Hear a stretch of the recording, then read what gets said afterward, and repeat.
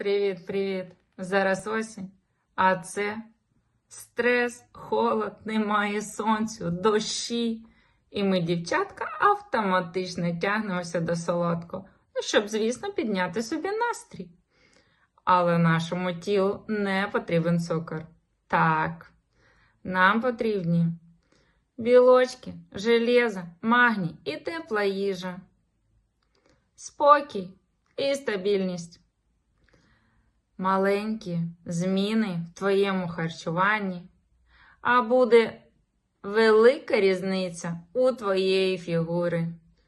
Користайся порадою, став вподобайки і підписуйся.